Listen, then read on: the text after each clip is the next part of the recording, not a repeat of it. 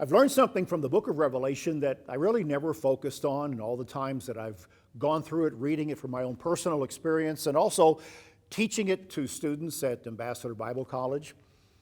This year going through it, it has struck me the noise, the thunder, the lightning, the earthquakes, the loud voices, the noise that is in the book of Revelation from the throne of God, from the angelic beings, from the plagues and all that are poured out, from the voices that emanate out of the temple, loud voices.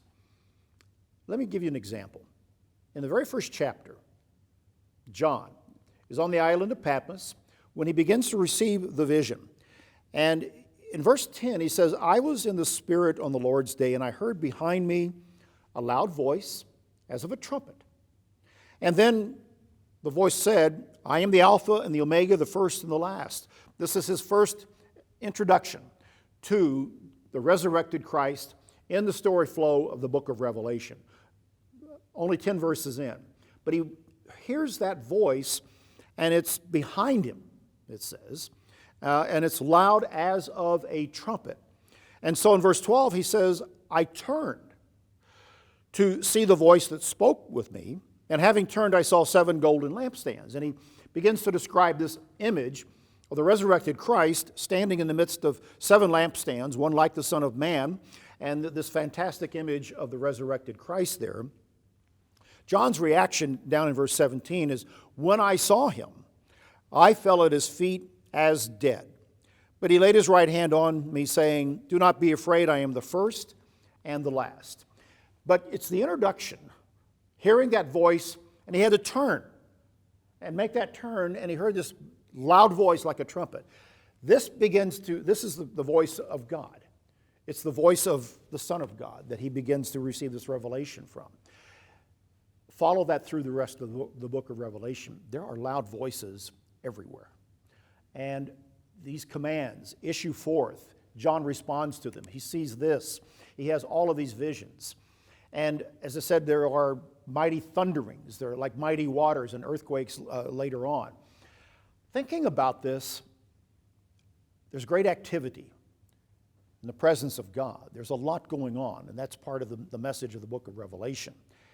And so much of it is introduced with this loud voice. It's not done in a corner. It's not done, in a sense, softly. There are big things that are happening. And as I've thought this through and looking at it, I thoroughly enjoy reading and teaching the book of Revelation. I like prophecy. There's a lot of prophecy there. We all know the images and the beasts and everything else, the mark of the beast and false prophets, 2 witnesses, and all these aspects of the book of Revelation. But this year I've been struck by the fact of the voices, the noise, as God's purpose unfolds, as it is revealed. And I wonder, and I'm thinking, what do we learn from that? It's more than just a big display. If that's how God responds, if that's how God acts, what's our response? Is it loud? Is it forceful? Is it with conviction? Is it with courage? As we respond to that loud voice, John had to stay with that noise and all through the book of Revelation, and we have that book as a result of that. He responded in faith.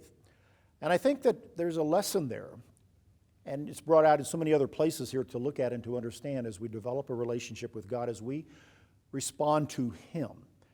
God talks with a loud voice, in a sense. He does big things.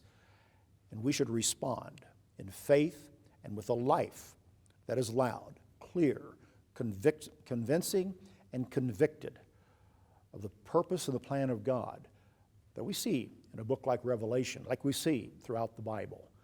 Responding to that loud voice is a very important key of faith and confidence in the way of life that we are to live.